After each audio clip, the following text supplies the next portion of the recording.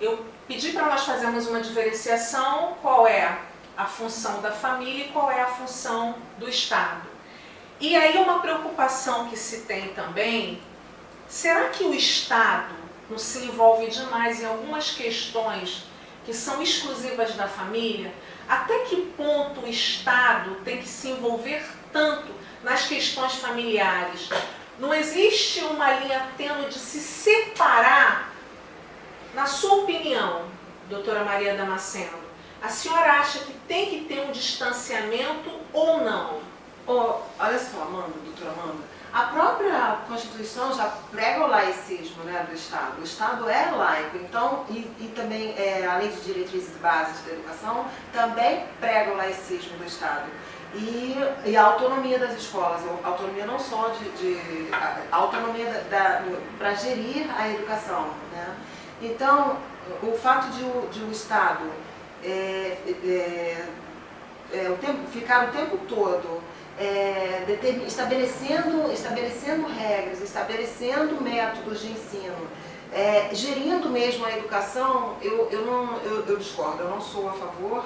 E com relação à educação sexual nas escolas, como um ato que poderia vir de cima para baixo, hierarquizado, né, do Estado enquanto nação para as escolas, eu acho que isso seria um complicador de situação para as escolas, para docentes e para discentes. É exatamente isso que está acontecendo, né? O Estado está impondo que as escolas assumam essa responsabilidade de educar sexualmente as crianças com o intuito de diminuir doenças. Eu não vejo essa imposição do Estado, eu não vejo essa imposição do Estado, eu vejo o contrário. Eu vejo que tem alguns setores, algumas pessoas, um projeto de lei de um parlamentar que tem esse projeto de lei, né, o projeto de lei 7.180 de 2014, que está querendo tornar a escola, que a escola não ensine educação sexual. E então, se tem esse projeto, exatamente, esse projeto vai contra o artigo 3º da Lei de Diretrizes e Bases, que orienta, que fala exatamente o contrário do que propõe esse projeto de lei, que é contra a educação sexual nas escolas. Eu não trago agora exatamente como como estabelece o artigo da Lei de Diretrizes e Bases, mas é uma norma que não que é a favor do ensino sexual na escola. Ensino sexual na escola, mas não é esse ensino sexual abrangente que a gente pode pensar à primeira vista. Eu acredito que seja importantíssimo os alunos aprenderem na escola que o currículo sobre educação sexual seja bem amplo mesmo, para evitar muitas complicações na sociedade. Eu sei que a respeito de gravidezes, existem as aulas de biologia, de ciências, né, que podem orientar as meninas.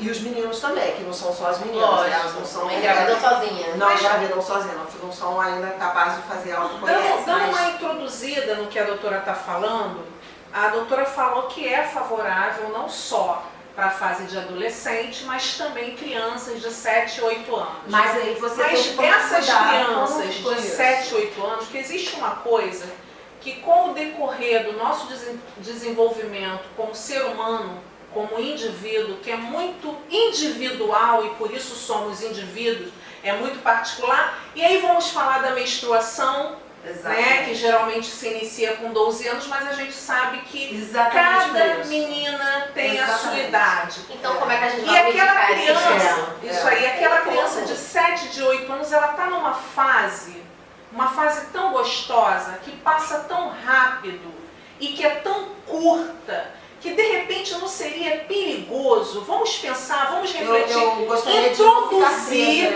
nessa idade. Introduzir, não, mas é uma coisa assim que pode levar a entender que eu prego o ensino de educação sexual nas escolas para as crianças. Não, mas o estudo sexual, a inclusão do estudo sexual é voltada para o 5º ano, que são crianças de 7 anos. Mas então, assim, a gente vai ter que voltar nesse tópico, porque assim, assim, não só Sim, mas os aí você- adolescentes ou pré-adolescentes da oitava Mas aí você vai ano. fazendo uma gradação, né, do ensino. De acordo com a idade da criança, você vai graduando o que você vai ensinando para os alunos. Mas né? aí a gente vai evoluindo. a gente- a Mas educação bom vai evoluindo senso com a é algo idade deles. extremamente individual. A gente cai em algumas armadilhas. Mas aí eu acho que a gente cai em algumas armadilhas. Primeiro, quem serão esses profissionais? Exatamente. E como será inserida essas maneiras? Que maneiras são essas? Até que ponto, no seu pensar, na sua visão, no que tem na sua mente, que a gente não sabe se é exatamente isso, como seria aplicado para uma criança de 7, 8 anos, que é um conteúdo totalmente... Porque a gente sabe assim, a gente entra na escola, no jardim da infância. Né? Quais são os conteúdos do jardim da infância? Aí imagina, não sei, nós estamos imaginando, a gente está tentando refletir e tentar passar, né, algo realmente de conteúdo mais claro, mais objetivo, porque está muito nebuloso, sabe? Está muito... não é nada muito esclarecido, sabe? O que é assim, não foi chamada a sociedade, pais, não foi chamada as escolas. Então assim, existe professor que é totalmente contra, existe professor que é totalmente favorável, existe essa questão de alguns professores que falam assim, eu sou favorável porque as meninas estão engravidando na adolescência. Aí essa adolescência que se fala muito das escolas públicas. Porque a adolescência, geralmente, né, da escola privada, geralmente o pai e a mãe estão ali mais atentos e tem aquele aborto que ainda é tão proibido, é tão polêmico se falar ainda sobre o assunto do aborto, mas que acontece clandestinamente. A gente sabe que nas classes mais... E aí quando você fala assim, mas Amanda... Só vai ter que incluir esse assunto aborto. Isso aí, vai ser implementado para todas as escolas, mas a gente sabe que na prática não é assim que acontece. E aí...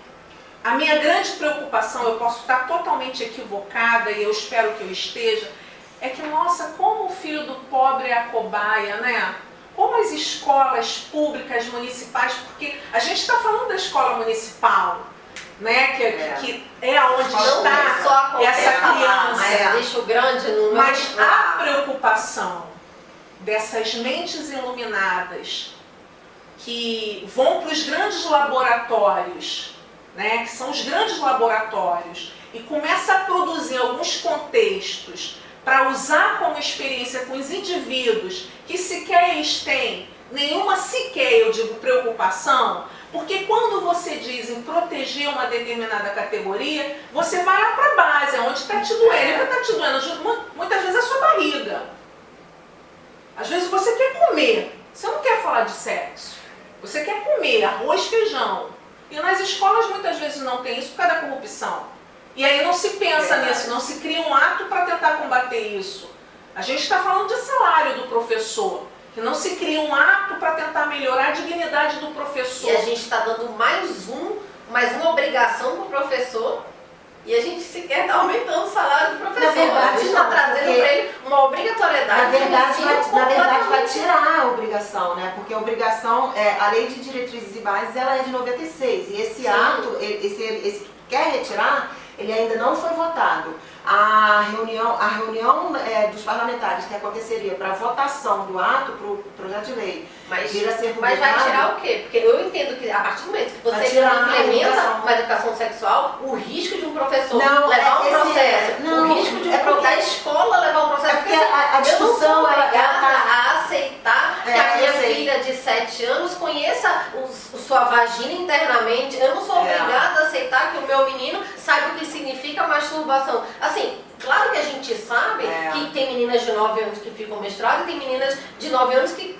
falam em bonecas. Então, assim, não tem como a gente deixar uma coisa unificada, não existe essa possibilidade. Na verdade, esse ato, ele quer revogar o artigo 3º da Lei de Diretrizes e Bases. Que dá essa autonomia ao professor. Então, mas aí a gente volta para a Base Nacional Curricular, pois é, mas acontece que tira essa acontece que já tem essa educação e ela existiu até hoje sem grandes espantos, mas sem ela é impacto voltada na para a sociedade. ciência.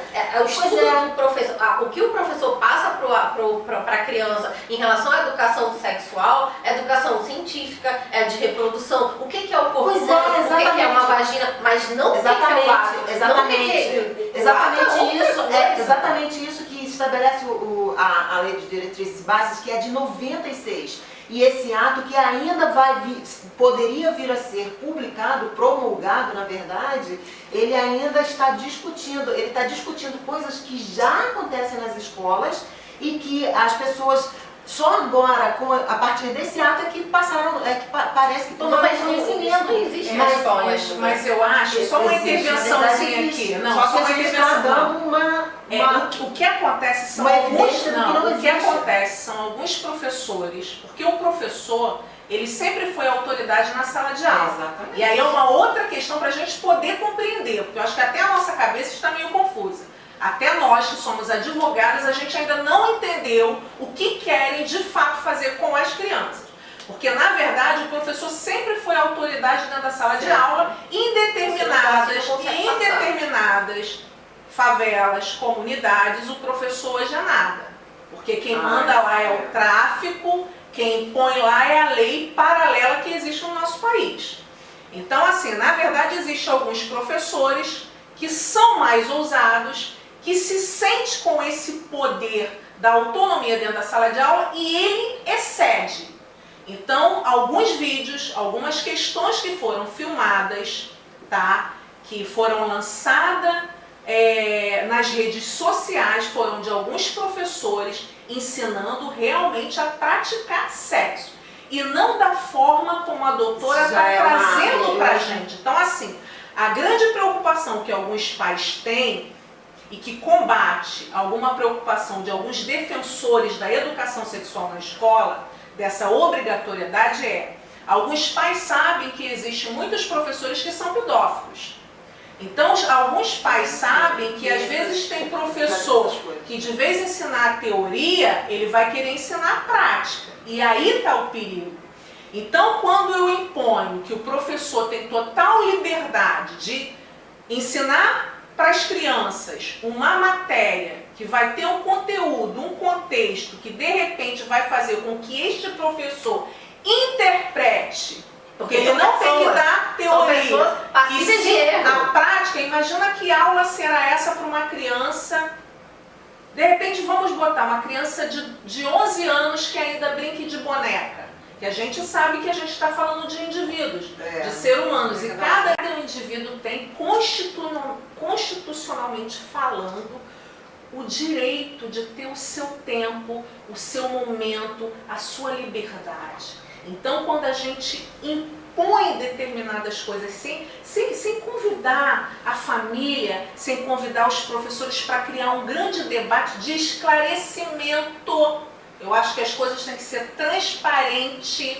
e não fazer essa armadilha, porque o que é apresentado, porque até agora eu juro, pesquisei muito, até agora eu estou muito confusa. Com relação porque eu ainda não entendi em relação a isso. Que matéria é essa? Como será inserida? Porque o que aparece, o que apresenta pra gente é que na verdade vai se ensinar mesmo. Até porque, porque olha só, não é só o fato que se diz, né, que o motivo seria evitar a gravidez precoce, esse seria um dos motivos. Evitar doenças sexualmente transmissíveis, esse seria um segundo motivo. E um terceiro motivo que se fala muito desses especialistas é que seria uma forma da criança denunciar o seu agressor. Isso. E aí eu paro para pensar, e se de repente o professor for um agressor? Você não vai estar dando uma autonomia, uma liberdade para ele praticar isso? Aí para cada caso você teria que ter mas aí você acaba não tendo possibilidade de dar aula.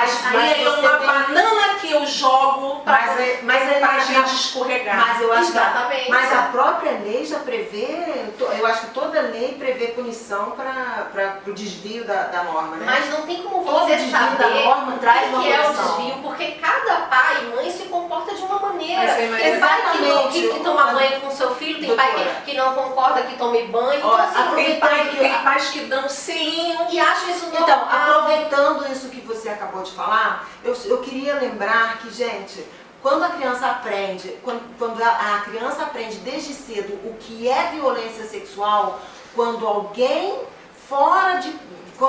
em algum ambiente, em qualquer ambiente, seja qual for o ambiente, vier praticar alguma violência com a criança, violência de cunho sexual com a criança, ela vai saber. Mas ela ela vai não saber tem evitar. que aprender isso em casa, mesmo que... Mas como é que em ela... casa pode ter o agressor, Olha, concordo, mas na escola também pode ter o agressor, então mas a gente tá numa você vai pelo percentual de agressão cometida pelo percentual de agressões cometidas em casa e o percentual de agressões cometidas nas escolas. E você vai chegar a uma conclusão que 9 de 10 crianças que sofrem violência, 9 são dentro de casa. Mas a informação vai fazer se essa criança já soubesse, se a criança já soubesse o que significa ela sofrer violência, que para mim é muito mais do que abuso sexual, mas podemos falar de abuso sexual de acordo com a lei,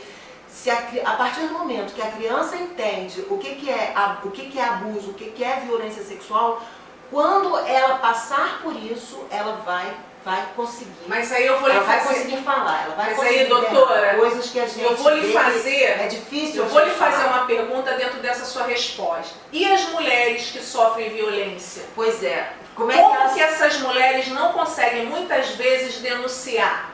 Então é uma questão de uma verdade que não tem precedentes. No caso da os professores estão psicológico para poder trabalhar. Na verdade, os grandes defensores, porque pelo que eu observo, na verdade existem outras questões por trás disso que ainda estão abafadas, tá? Que ainda estão abafadas. Existe muita perversidade por trás disso. Então o que acontece? Não tem como a gente ter certeza de que você falar sobre sexo com uma criança vai fazer essa criança se defender. Até porque quando a gente fala do violentador, ele tem um poder sobre a vítima. Ele tem um poder sobre a presa. Eu vou usar esse termo. Olha, a criança pode até não saber como se defender, mas ela vai conseguir chegar para alguém, para alguma pessoa de confiança dela, ou talvez até para um amigo, que esse amigo depois vai reportar para alguém de confiança da criança, e essa criança vai conseguir em algum momento externar o que será? A gente não está atingindo a infância, a gente não está atropelando a infância, porque assim, eu entendo que a criança com essa idade não tem o cognitivo suficiente para entender sobre esse assunto. Então assim, tem essa necessidade de falar sobre esse tema diretamente. Eu acho que quando você ensina o que é violência para uma criança, você previne uma violência no futuro, no adulto. Você previne a violência do adulto. E com relação a depende. Não é assim, mas nada é 100% de Mas é exatamente esse o problema. Nem o fato de você aplicar o método. Mas quando se faz, olha só, quando se faz uma defesa fundamentada numa incerteza, porque na verdade a gente não tem certeza de nada. Mas a fundamentação para aprovação disso, olha só, presta atenção no que eu estou falando. A fundamentação para aprovação desse tipo de matéria é com uma incerteza, não certeza, porque olha só, de novo eu vou voltar, se nós somos indivíduos, existe algumas questões que baseiam pelo fato da pessoa não conseguir falar. Uma é o medo. Uma é o medo. A gente não tem certeza que o fato da criança ser ensinada sobre violência, porque olha só, você está falando sobre violência sexual, não educação sexual. E outra coisa, a gente não está gerando na criança uma curiosidade junto. Mas a educação, o que eu falo de educação sexual está ligada à violência sexual. Então vamos lá, as mulheres que são casadas durante muito tempo são mulheres que já sabiam sobre sexo. e elas eram estupradas pelos seus maridos, mas elas achavam que aquilo dali não era um estupro porque era uma obrigação do casamento. Essa é uma questão do patriarcado, né? Que a mulher não teve, espaço suficiente na sociedade. Mesmo no dia de hoje, mesmo as que já sabem. Olha só, a questão do patriarcado é incrível. A gente sabe que tem... Tá vendo como é delicado? Do assunto. Como é complexo? Como a gente tem que debater, a gente tem que discutir. Deixa eu fazer um tema para vocês. Vocês não acham que essa educação você vai sexual... desconstruindo essa violência, você vai desconstruindo esse cerceamento que a mulher sofre pelo patriarcado. Eu acho que é dessa maneira que você consegue desconstruir violência. Mas você doutora, consegue olha só, eu ensinar entendo o seu ponto de violência. vista. Se a criança conhece o que é uma violência, vai saber identificar uma violência. Vai saber Mas se a gente, numa idade que a criança para e pergunta por quê 3 vezes em uma frase de 5 palavras, a gente talvez não esteja dando motivos para a criança estar perguntando, estar se interessando precocemente sobre o assunto, porque assim, digamos que a gente tem uma pessoa dentro de casa, vamos botar um tio, um pai, um padrasto, que seja, que já tem aquela intenção, mas respeita a criança. Se a criança chega em casa e fala assim, ô tio, ô pai, pra que serve isso? A minha professora ensinou que isso é assim, deixa eu ver como é que funciona, deixa eu chegar meu coleguinha, deixa eu ver como é que criança é o ser curioso. Porque é um ser curioso. Por outro lado, eu trago um exemplo assim bem... Talvez aumente a possibilidade da gente Eu ter um trago abuso, um né, com exemplo essa bem curiosidade. concreto. Você tem esse exemplo e eu trago um exemplo bem concreto também, que seria o caso do professor, e também com a ajuda dos pais, do pai e da mãe, né, dos familiares, ensinarem para a criança, que os familiares têm obrigação de ensinar para a criança. Exatamente. O que a criança tem que aprender é que adulto, é que ninguém pode tocar nela sem autorização dela. Que tocar na criança é ato de abuso, Mas ato de isso violência. você não precisa ensinar o que é o ato. Mas você precisa ensinar para a criança, o ato não precisa mesmo, mas aí me surgiu ensinar agora uma outra Você questão. o que é violência. Me surgiu uma outra questão. Nós vamos ensinar para a criança que ela não pode ser tocada, ela não pode permitir. Mas como fica o agressor, o violentador? Quem vai educar ele para dizer que ele não pode tocar na criança? Você acha que a criança vai conseguir ensinar para ele? Não vai. Porque será que a gente não está colocando mas a criança vai poder demais. uma resposta? Não, eu vou além. A gente vai Diante dessa resposta, a criança vai conseguir apontar. Não, será que a gente não está colocando uma responsabilidade antes do tempo na criança? A gente está roubando da criança você tá dando aquele conhecimento. mundo lúdico, né? Aquele mundo gostoso, o mundo da fantasia, Porque a gente que sabe tem que que ser existe, respeitado. mas a gente sabe que existe a violência, mas aí a gente trabalha aquela criança que está tendo um comportamento diferenciado em sala de aula, aquela criança que está tendo com seus coleguinhas um comportamento tem outra situação, diferenciado. também tem outra situação. Você ensina para a criança o que é violência hoje, o que é violência sexual hoje, para você prevenir o adulto violento, o adulto que vai ser... Mas aí você pode falar em respeito. Não. Você pode ensinar para a criança direito. Exatamente. Você pode ensinar para a criança deveres. Você pode ensinar para a criança respeito.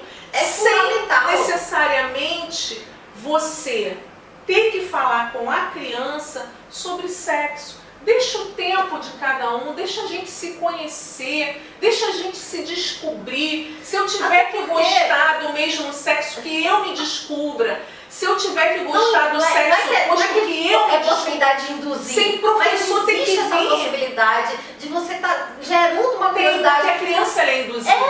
Assim, você gera uma curiosidade desnecessária naquela certa idade, obviamente, porque quando a gente fala em ciência e biologia, a gente está falando de adultos ou pré-adolescentes que já tem cognitivo razoável para entender que o professor não está aliciando, que o professor está induzindo, o professor está orientando. Exatamente por isso que a gente tem que saber como falar com as crianças, né?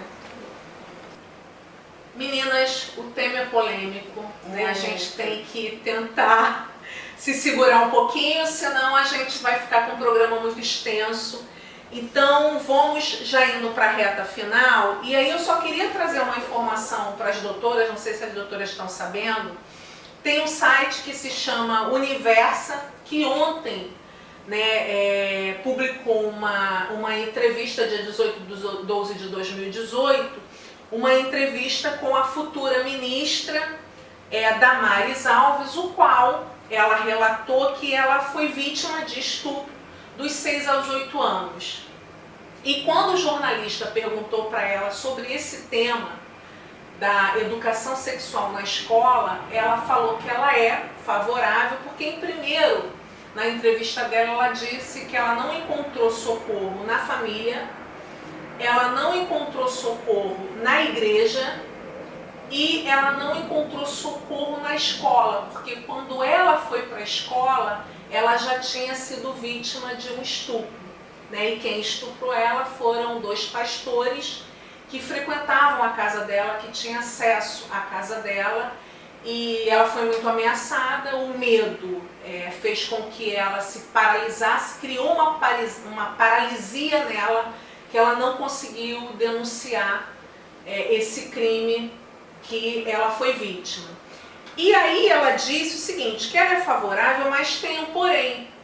Ela acha que a família tem que participar e a família tem que ser ouvida, tá? Que não é simplesmente você transmitir esse tipo de matéria sem que a família não seja chamada. E aí o jornalista indagou, perguntando o seguinte para ela, se não seria perigoso deixar a palavra final com a família, tendo em vista que, segundo pesquisa, 65% dos casos de violência contra a criança ocorre no seio da família. Mas nós sabemos também que não é só no seio da família. Por exemplo, o caso da futura ministra foi dentro da casa dela, mas não foi um familiar, sim, foi um religioso, um pastor, o qual, né, a família tinha muita confiança. E um caso que agora está acontecendo muito, que a gente está, que é o caso do João de Deus, que de Deus não tem nada, né, mas ele ganhou a fama com esse codinome João de Deus, que se utilizou da fé para poder praticar os seus crimes e hoje jura de pés juntos que é inocente e que isso deve ser uma grande vingança.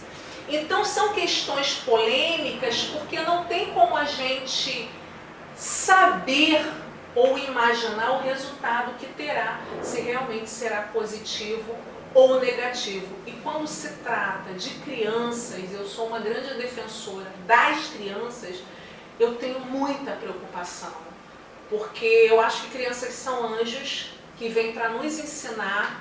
Acho que tem muito mais para nos ensinar do que nós ensinarmos, e eu acho o respeito que nós temos que ter com as crianças. Então, quando a gente pega um assunto de formação de caráter, de formação de um ser humano, de um indivíduo, todo cuidado é pouco, a gente tem que ter um olhar e um carinho e tentar, que não é o que muitos autores desses atos, dessas leis fazem, se colocar no seio dessa família, no lugar dessa criança, que eu acho que poucos conseguem.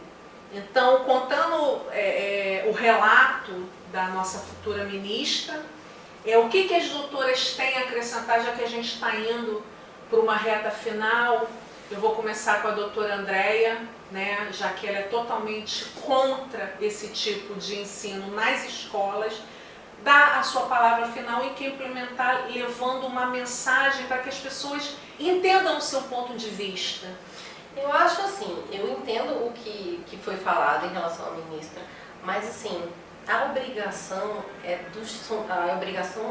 de formar o caráter daquela criança é dos pais. Se a gente botar essa responsabilidade nos professores, assim como tem professores de matemática que a gente aprende alguma coisa, tem professores de matemática que a gente não aprende nada, vão ter bons profissionais de educação sexual e vão ter maus professores de educação sexual. Então não tem como. E esse assunto, é como você falou, esse assunto é muito íntimo para a gente deixar essa possibilidade de não dar certo. A gente não tem essa possibilidade de não dar certo, a gente tem que acertar. E como a gente não tem como garantir que essa educação sexual na escola seja assertiva, eu acho que não vale a pena a gente entrar. Quem tem que realmente orientar, quem tem que realmente, os pais precisam participar, não adianta ser progenitores. Gente, assim, eu quero ter um filho, eu tenho condições de ter um filho?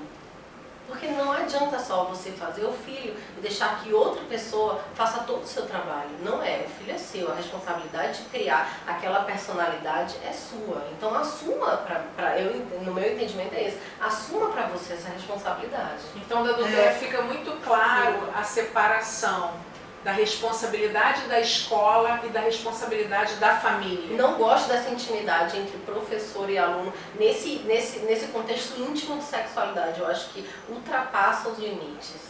Eu também não gosto dessa intimidade, não, de jeito nenhum. Eu acho que ensinar é uma coisa e ser íntimo é outra coisa. Acho que temos que separar essas coisas, não podemos confundir isso jamais. E na questão da ministra, da futura ministra, é lamentável, mas mais uma vez tem a questão aí do patriarcado, né? A questão da mulher cerceada em sua liberdade. Além dela de isso ter acontecido com ela quando ela era criança, muito criancinha mesmo, depois ainda tem o fato da mulher, né, de depois ter a vergonha, depois a mulher achar que ela tem que tem que absorver essas dores, que tem que absorver esse sofrimento. E a gente vê ainda nos julgados dos nossos tribunais a vergonha que são muito julgados, né, com relação a esse tipo de crime. E acho que a educação sexual, eu acho que a escola pode contribuir muito. Não sou nem um pouco a favor de deixar só para a escola a questão da educação sexual, de jeito nenhum. Eu acho que os pais e a escola eles caminham junto na educação dos filhos.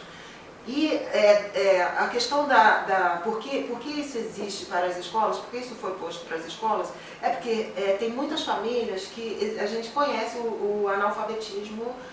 Existe o analfabetismo e ainda o analfabetismo funcional, né? Que é quando as pessoas leem as coisas, leem as leis, mas não entendem, leem, por exemplo, informações de remédio, disso, leem informações, mas não apreendem o que está dizendo ali na informação, da mesma forma não conseguem passar as informações necessárias para as crianças, para os filhos. Eu adorei essa sua resposta, doutora, porque eu vou finalizar com o nosso debate dizendo o seguinte: será que não seria muito importante nós nos preocuparmos de ensinar a interpretação, o português, de fato? Porque quando você educa verdadeiramente, que você faz uma escola atrativa e atraente para a criança, fazendo esse ambiente escolar o ambiente de aprendizado das matérias que vão formar o profissional que aquele ser será lá no mercado de trabalho, eu acho que aí a gente avança e avança também nessa educação que a gente precisa, da não discriminação, do não racismo, do não preconceito, da inclusão. Porque quando você é bom em português, que você sabe interpretar o texto, tudo muda e a gente tem bons profissionais. Quero agradecer muito a doutora, gente. Foi ótimo. Como esse tema é polêmico e como ele é extenso, a gente não falou nada. Tinha tantas perguntas, tinha tantas questões importantes, mas a gente tem que cortar, senão as pessoas não assistem. A gente quer muito que as pessoas assistam. Muito, muito obrigada a cada uma das doutoras. Foi maravilhoso, eu adorei. E espero que todos vocês gostem.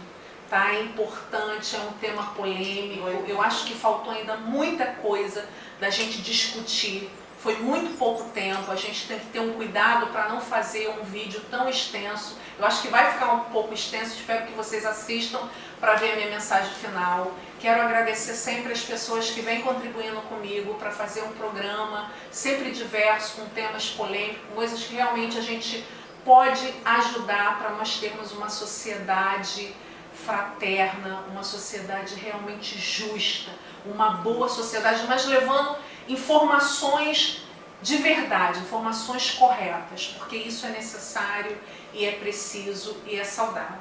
Então a gente fica por aqui, sempre falando a mensagem final da Luri Lutz, Somos mulheres, somos meninas, forte como aço e delicadas como o mais fino cristal. E conto com vocês, manda e-mail pra gente, mulheresadvogadas do século 21, @gmail.com.